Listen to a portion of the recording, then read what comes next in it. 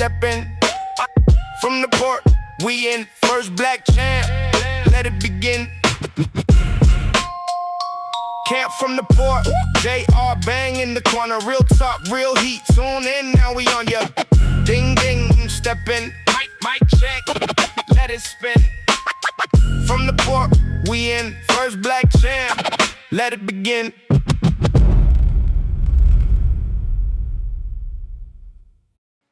Well, look, let's get started with the show. Saturday night's main event was last night at the Mecca, Madison Square Garden. Yeah. It was definitely lit. Fanatics Fest is this weekend in New York.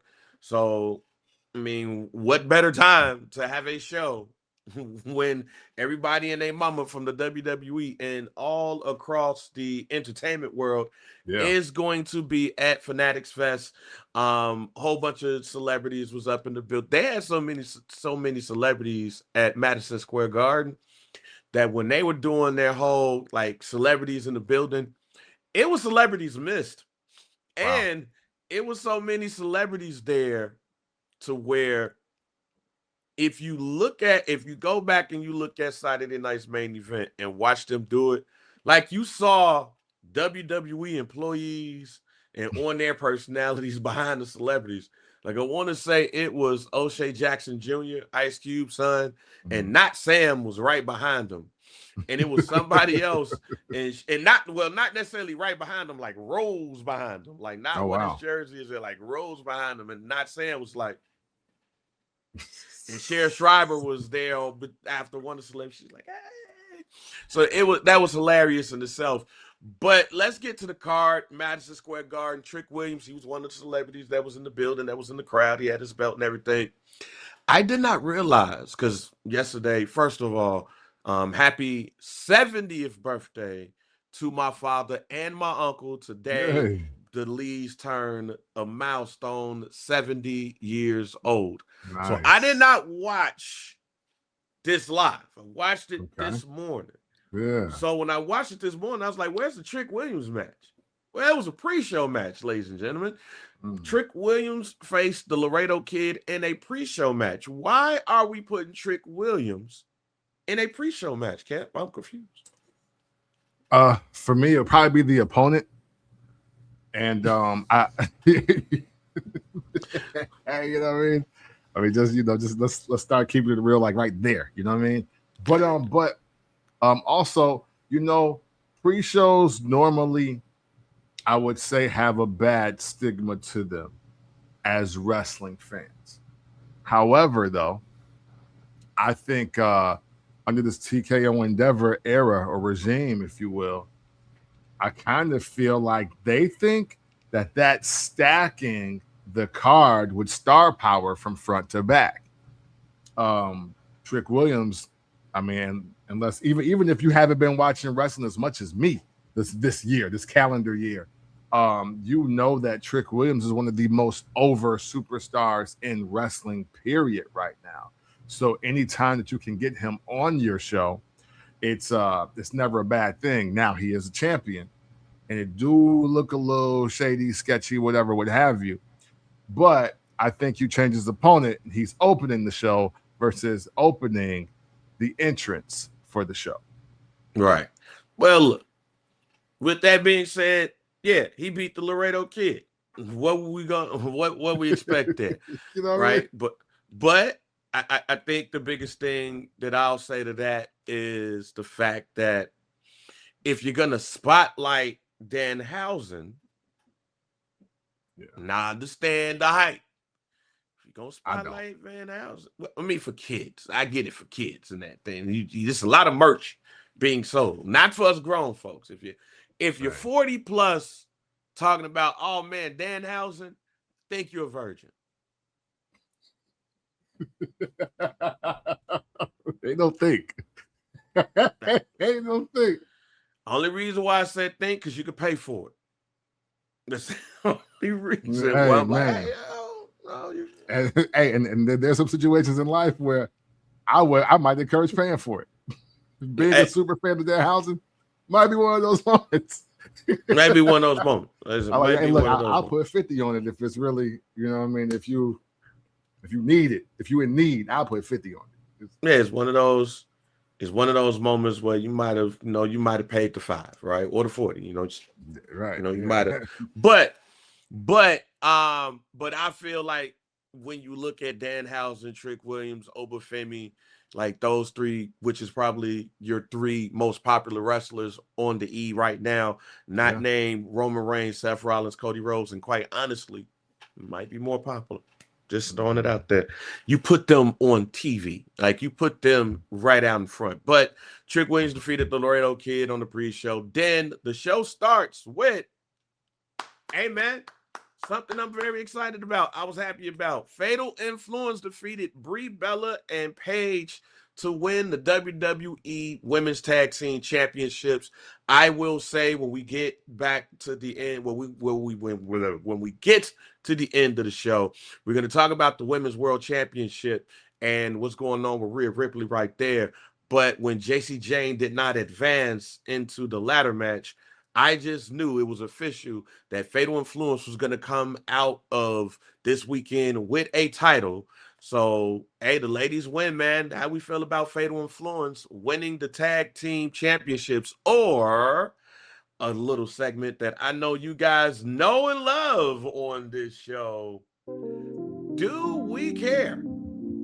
Do we care about Fatal Influence winning the WWE Women's Tag Team Championships? If we don't, we should. I know I care. I'm actually surprised this took this long. You know what I mean? I didn't expect Paige and Brie to be just champions for this long. I get debuts. I get who Paige is. I get, like, literally part of her gimmick is, I show up the first night and I win a belt or a title. But this was out of place. And for the young ladies who come night 1 and get themselves clean and clear over, this is just more of a reason to care. So yeah, absolutely care about this. And congrats to those ladies as well.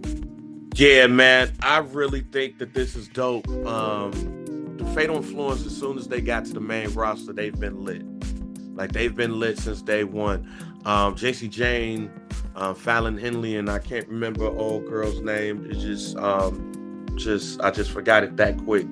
But when they made the change with the group, when old girl who played the soccer, when she left, there was a lot of people that was wondering if this group was going to lose its luster coming up to the main roster. Some people was like, they might be staying too long on NXT, in NXT. So as soon as they got to the main roster, they were getting epic levels of heat. At some points, you couldn't even talk. Like, they couldn't even talk on that joint. So to see them get the Women's Tag Team Championships, I do like this. I like this for the Women's Tag Team Championships too, because we have somebody that's an actual tag team that's going to carry it. You got the Freebird rule that could be used for this one too. So I love this. I am with you, Camp. I care. Stop the music. So we're not going to diss those championships for right now anymore. But I know Camp is going to diss the next one. Danhausen not only won, but he beat his mans, JD McDonough. He defeated him with the help of the little Danhausens and the Knicks, man. Carl Anthony Towns out there choke slamming JD McDonough and Dominic Mysterio. Danhausen wins with his Triple D, which is the Danhausen Death Drop, to win the match. A lot of love.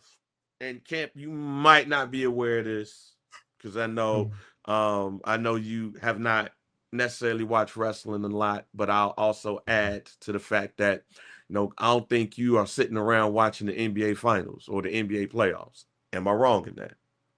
I caught more NBA playoff games this year than I caught wrestling, believe it or not. But you didn't connect the two, right? Like, what are you talking about? Danhausen being a Knicks fan? Not just the Knicks fan. Not just being a Knicks fan. This goes to Stephen A. Smith and the Knicks and Danhausen, where Right. Danhausen cursed every team that the Knicks played for.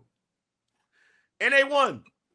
So if you look at the Knicks parade and their ceremony, there's not only a lot of people that had a poster of Danhausen in the Knicks jersey, there's some people that think that Danhausen deserves a ring. I point to you. Hey, look, man. Wildly enough, though, because I did see some of those clips. I did. I was like, I said, why is the first time I seen it, I was like, why does Stephen A. Smith look like he's crying over Danhausen? Like, what does this mean? Like that was the thumbnail, right? Mm-hmm. So I clicked and I was like, ain't no way. So I clicked off of it. I didn't even watch the whole video. I'm like, all right, this is enough. I got like a minute and a half in. I'm like, this is enough. But then I did see him saying, yes, my Knicks. And then I was like, what? I said, wait, dude, is he like the ball boy? Like he like the new mascot of MSG? Like what's happening? So it wasn't until I think they got to the finals where he was like, I think he cut some promo about every team being cursed or whatever and how it's working. And this is like the final stage of completion or whatever. And I was just like, man, this is so wild and on time that like, you know what? If they did give him a ring, I ain't tripping. But make sure Spike Lee get one too, though. Because Spike Lee needs one because he's been a Nick longer than every Nick on the team combined. And a daddy, probably. You dig? So, so for me, yeah, as much as this, everything about this is GTFOH for me. but give dude a ring if it's gone this far. I mean, look, he had Cat out there looking like the Terminator, but like the creator player version of the Terminator. Like when you just I'm about to make Hood mad. Like when you got on like your Halloween costume, but your mom only get you the accessories. Like he just got the glasses, so he the Terminator. Just like if you had the blue towel, you were Batman. it's like that. It's like one of them 80s commercials. Wow, Teddy, what do you got? The Terminator. You know what I'm saying? You The give him a black jacket and glasses. Set. You get glasses, the leather jacket, and a toy AK-47. You too can be just like the Terminator. I'll be back. Like you gotta hit them with the line so they know. You gotta hit them with the line. Hasta la vista, baby. But the glasses only cost $19.99, and your mama went to the store and was like, "Look, I can't get you the whole set, right? But you get these glasses." However, now let me add to the Knicks' love when it comes to Karl Anthony Towns and Danhausen, because as we had mentioned, Karl Anthony Towns' cat was just throwing up choke slams and all of that stuff.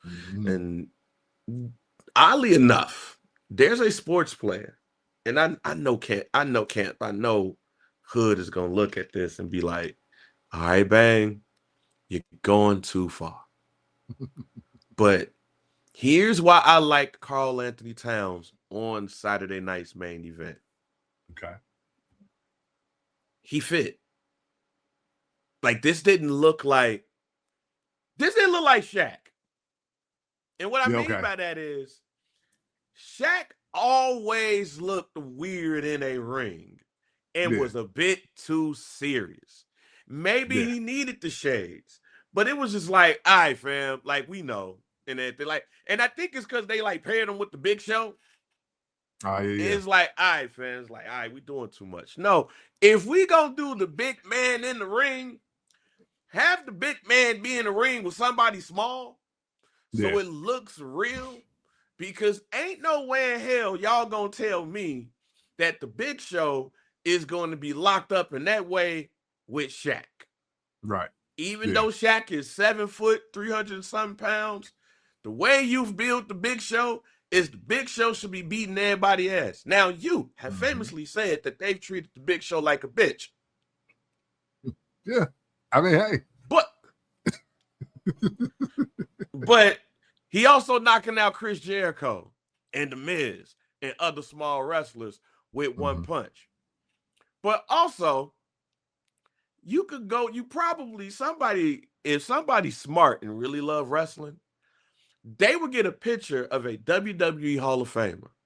Because they damn near got the same hair, it's just that this person's hair was kind of gray after the last time we saw him a couple of times. They damn near both the same height, feel like they walk the same. Somebody, please go get a picture of the big cat Ernie Ladd and Photoshop Cat's face on him. The big cat. The big cat Carl Anthony Towns, ladies and gentlemen. Last night on Saturday night's main event, we saw the debut of the big cat Carl Anthony Towns. Put him in the wrestling ring right now. Put him in the Royal Rumble, even though it's during the NBA season. Hey, Dennis Rodman did it. He could do it too. All right. Yeah. Put him in the Royal Rumble. Put him in the WrestleMania Andre the Giant Battle Royal. Have him do the little arm thing that he did last night. You know what I'm saying? With the choke slam and shit, because it was so natural. Do that. Yeah. Ladies and gentlemen, we have the new version of the big cat Ernie Ladd for these Generation Z and Generation Alpha folks, because we didn't get a chance to see him in his prime. Only time we got to see him or him was when he was doing announcing. This is for the hood era folks that love Greg the Hammer Valentine and got mad at us because we ain't know Greg the Hammer Valentine. Make Big Cat Carl Anthony Towns happen, Triple H. Right. Well, hey, look, if Cat wanted to be the big cat, then I mean, I guess it's cool. One thing I will say though is why I never liked Shaq in the ring is because, man, does he oversell. He oversells to be like, it's just like even the lockup with the Big Show. I'm like, come on, bro. Like, Rey Mysterio never would have sold like this with the mask off. Like, all I'm saying. Like, what are you doing? So no, I do at least appreciate Cat taking the more stoic, strong man approach to it versus doing his best to try to sell the moment. And for us to not get it, Shaq. You're still on the clock for all the matches that never happened. Yeah, that's all I'm saying, man. That's it. That's all, y'all.